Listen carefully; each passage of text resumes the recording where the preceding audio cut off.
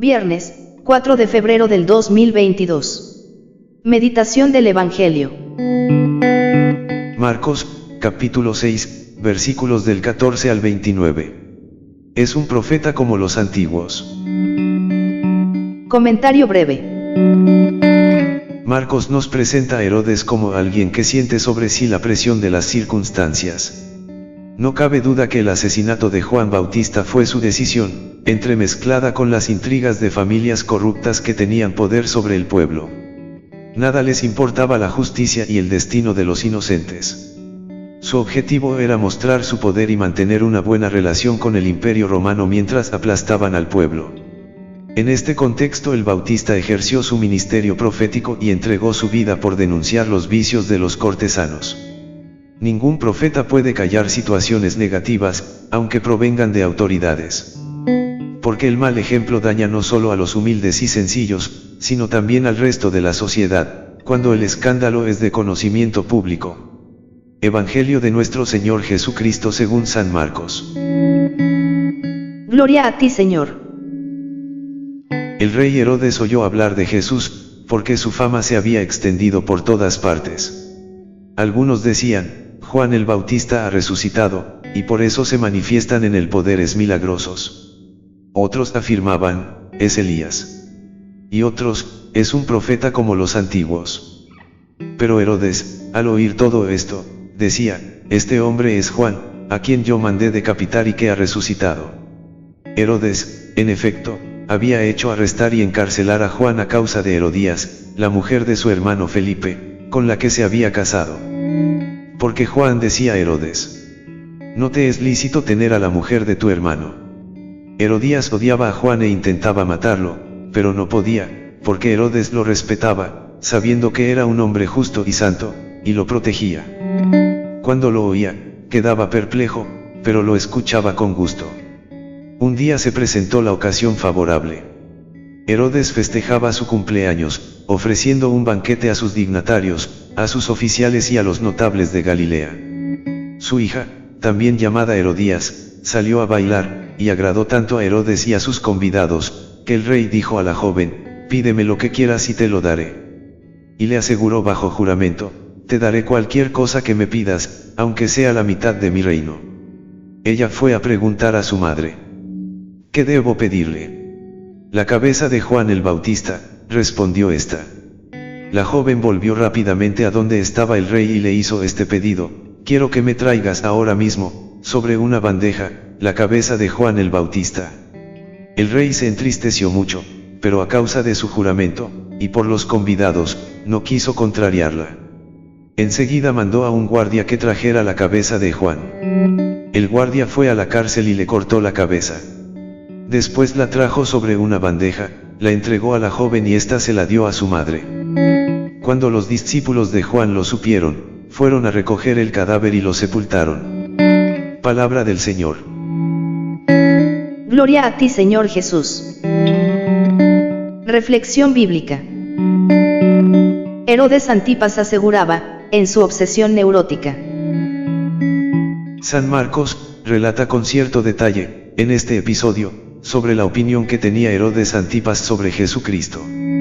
Mientras para algunos Cristo era o Elías, que en la creencia popular se pensaba que no había muerto, aguardando su retorno en los días mesiánicos, para ungir y presentar al Mesías o un nuevo profeta como los clásicos profetas de Israel, al modo como el pueblo tenía al Bautista por profeta, Herodes Antipas aseguraba, en su obsesión neurótica, que era el mismo Bautista, que había resucitado. El tetrarca Herodes o Herodes Antipas, hijo de Herodes el Grande y de Maltase, esposa samaritana de Herodes. Así, era medio samaritano y, casi seguramente, no corría por sus venas ni una gota de sangre judía. Se le llamaba Herodes o Antipas pero, para distinguirlo de los otros miembros de la familia, se unió apasionadamente a su cuñada Herodías, repudiando a su legítima esposa. Herodías vino a ser su genio maligno, fue la instigadora del asesinato de Juan el Bautista. Temía a Juan, porque sabía que era hombre justo y santo, y lo guardaba. San Marcos destaca que el tetrarca, cuando tenía prisionero Juan Bautista, temía a Juan, porque sabía que era hombre justo y santo, y lo guardaba ¿de quién? Probablemente de las insidias de Herodías. También detalla San Marcos, que Herodes Antipas le oía con gusto haciéndole traer, seguramente, de la prisión. Marcos también nos narra el juramento de Herodes Antipas a Salomé después del baile, que le daría lo que pidiese, aunque sea la mitad de mi reino. Esta frase tiene antecedentes bíblicos, y además Antipas no tenía reino sino tetrarquía. Sucede que Herodes Antipas buscó el ser rey, pero no obtuvo de Roma más que el título oficial de tetrarca. Entonces podemos pensar que, si San Marcos le nombra rey puede ser como un título genérico, o por reflejar el uso que popularmente, por halago, le diesen los súbditos, o acaso por estar un tanto condicionado por la segunda frase usada, la mitad de mi reino. Esta frase aparece en el libro de Esther. Pero si esta frase, literariamente, pudiese provenir del pasaje semejante del libro de Esther, no habría ningún inconveniente en que el mismo Herodes Antipas hubiese añadido esta expresión genérica, como sinónima de su tetrarquía, en un momento de exaltación bajo el vino y el halago de los presentes. El tetrarca Herodes se enteró de todo lo que Jesús hacía y enseñaba, y estaba muy desconcertado. Nuestro Señor, hablando de este marrullero, tramposo y astuto tetrarca, lo llamó, esta zorra. Es evidente que Herodes Antipas debía tener una cierta influencia sobre sus seguidores, porque Jesús habla de la levadura de Herodes. Cuando empezó a extenderse la fama de Jesús, Herodes, con la conciencia agitada, temía que Juan hubiese resucitado. Estando Herodes en Jerusalén en los días de la crucifixión del Señor, Pilato le envió a Jesús. Herodes pensó que vería hacer algún milagro, y quedó frustrado. Aquel mismo día, Herodes y Pilato se reconciliaron, pues habían estado enemistados. Este es el perfil del político desconcertado, porque algo grande ha sucedido, Dios ha intervenido en la historia humana. Para unos, Juan, el profeta, injustamente asesinado, había vuelto a la vida, quedando patente la sinrazón e injusticia de su asesinato. Para otros, Elías, el profeta que habría de venir, según la tradición judía, antes del día de la manifestación definitiva de Dios, ya estaba presente entre ellos. Otros pensaban que estaban ante un profeta antiguo que había vuelto a la vida. Es un profeta como los antiguos. Algunos decían, Juan el Bautista ha resucitado, y por eso se manifiestan en él poderes milagrosos. Otros afirmaban, es Elías. Y otros, es un profeta como los antiguos. Pero Herodes, al oír todo esto, decía, este hombre es Juan, a quien yo mandé decapitar y que ha resucitado. Y trataba de verlo.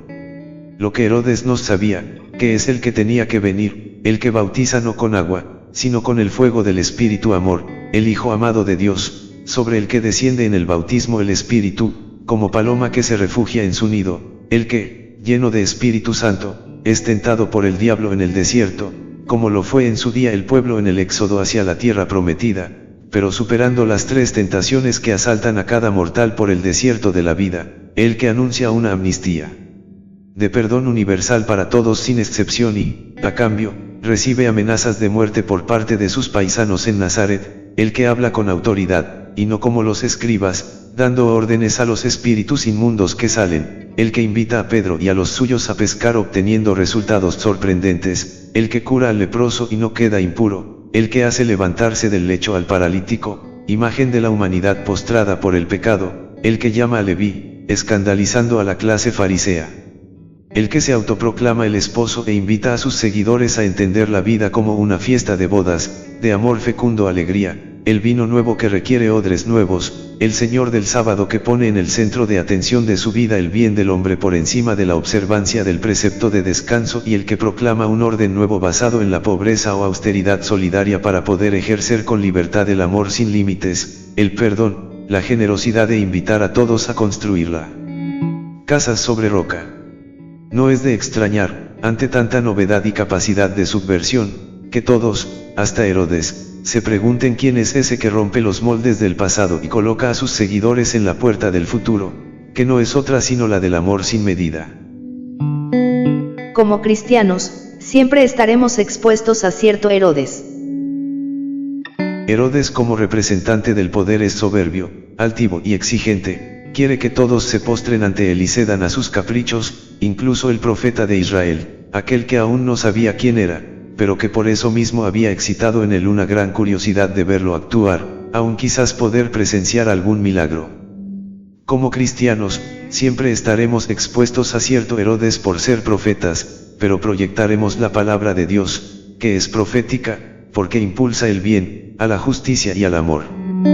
Todo cristiano seguidor de Cristo debe asumir como profeta y hablar en nombre de Jesús, transmitir su mensaje, que, por ser de justicia, amor, paz, libertad, se oponen al poder de los Herodes de hoy, de los poderes de hoy, de las ambiciones. Por ello, nos criticarán, nos juzgarán, nos condenarán, y dirán muchas cosas de nosotros, y se preguntarán como Herodes, ¿quién es este del que oigo decir semejantes cosas? Martirio de Juan, hombre recto y santo. El Evangelio de hoy nos relata el martirio de Juan Bautista, hombre recto y santo. Tanto el Bautista como el Mesías mueren por la odiosidad y por la voluntad de poderosos confusos e indecisos. Más aún, puede decirse que Herodes, infiel a Dios por haber tomado como esposa, contra la ley, a la mujer de su hermano, es un rey adúltero, personificación del pecado de todo el pueblo que ha traicionado a su Señor y esposo para ir detrás de los ídolos. Así pues, Juan muere como Jesús, el justo por los injustos, pero esta será asimismo la suerte a la que están llamados los discípulos a quienes el Maestro envía a predicar la conversión. Paradójica coincidencia la de una extraña fiesta para una vida que, en realidad, es muerte, y de una muerte que es un himno a la vida verdadera, una vida que va más allá de la dimensión temporal, porque es capaz de sacrificarse a sí misma por amor a la verdad. También el desenlace del banquete resulta grotesco, dado que acaba ofreciendo a los invitados, gente de riqueza, orgullo, poder, lujuria y otras cosas así, una macabra bandeja con una cabeza cortada bajo la responsabilidad de una atractiva muchacha. Esto nos hace pensar en muchas de nuestras pasiones que nos parecen imposible dejar de satisfacer. Sus discípulos fueron a recoger el cadáver y le dieron sepultura, lo mismo ocurrirá con Jesús, sepultado como semilla en la tierra, de la que, no obstante, resucitará para convertirse en pan fragante ofrecido en la mesa de sus discípulos, pan para una vida que no muere. Oración. Señor Jesús. A veces oramos, el Señor es mi ayuda, no tengo miedo, ¿qué podrá hacerme el hombre? Esta afirmación parece desmentida por el Evangelio de hoy, que nos habla del cruel martirio de Juan el Bautista. Tú nos llamas como discípulo a seguirte, nos llamas a predicar a los hermanos en medio de la pobreza y las dificultades. Sabemos que no estamos exentos de las pruebas. Por eso te pedimos, danos fuerza y ánimo para no tener miedo de los que nos quieren hacer daño. Sabemos que somos mortales, pero confiamos que nuestro destino es la vida eterna, pero queremos entrar conscientemente en esa vida que eres tú mismo cuando nos recuerdas que, yo soy el camino, la verdad y la vida. El Señor les bendiga. Amén.